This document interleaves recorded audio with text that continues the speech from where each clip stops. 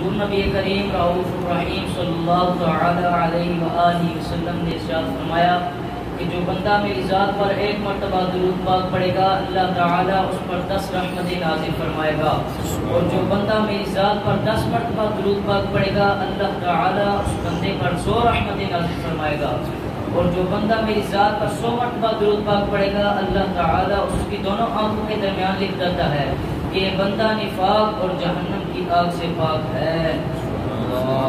صلو علی الحبیب صلی اللہ تعالی علی محمد۔ میٹھے میٹھے اسلام بھائیو، آج جس ہستی کا ذکر ہم سننے جا رہے ہیں وہ کروڑوں مالکیوں کے عظیم پیشوا تابعی بزرگ حضرت سیدنا امام مالک رحمۃ اللہ تعالی علیہ ہیں۔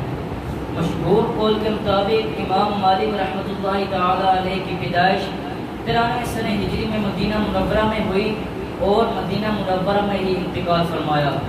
تابعی کون ہوتا ہے یہ بھی سن لیتے ہیں۔ تابعی وہ شخص ہوتا ہے کہ جس بندے نے ایمان کی حالت میں تابعی کی زیارت کی ہو اور ایمان کی حالت میں اس دنیا سے رخصت ہوا ہو۔ صلو علی الحبیب صلی اللہ علیہ وسلم۔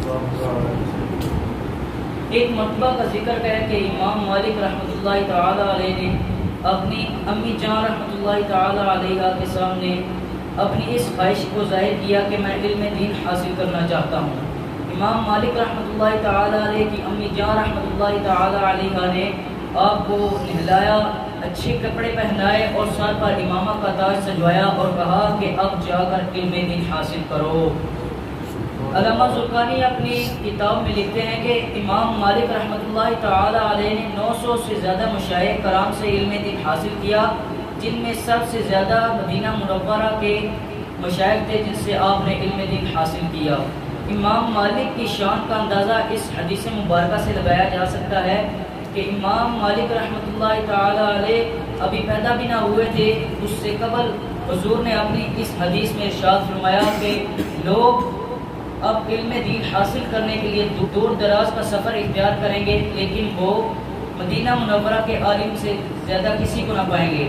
حضرت سفیان بن عیینہ رحمۃ اللہ تعالی علیہ سے سوال کیا گیا کہ عالم مدینہ کون ہے؟